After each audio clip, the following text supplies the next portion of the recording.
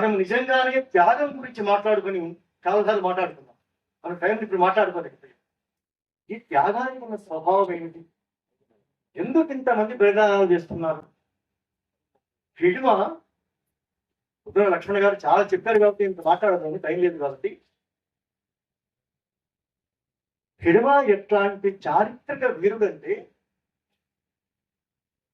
ఒక పక్కన మేధావులందరూ మావోయిస్టు ఉద్యమం ఏమి కావలసి ఉన్నదో అదే అయినది అని కొంతమంది చెప్పారు.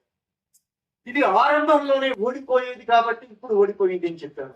ఇది ఇంతకాలం పాటు కొనసాగడమే ఆశ్చర్యకరం, ఇప్పటికి ఇలాగా ముగిసిపోయింది కావచ్చు అన్నారు.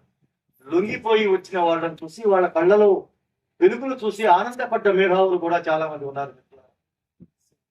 ద్రోహాన్ని సమర్థించడం, ద్రోహాన్ని చూసి పులకించిపోవడం మన సగటు మేధో రంగానికి సంబంధించిన వికృతమైన లక్షణం, అమానవీయమైన లక్షణం.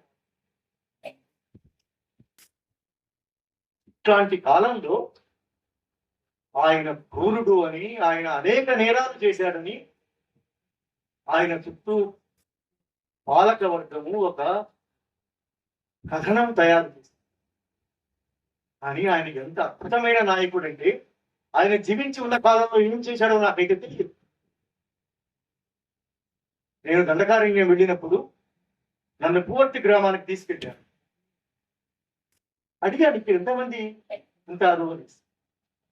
ఒక అమ్మాయి నది వదిలేసి ఏం చెప్పాల.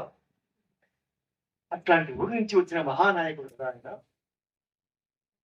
ఆయన ఏమి చేశాడో నాకైతే తెలియదు, కానీ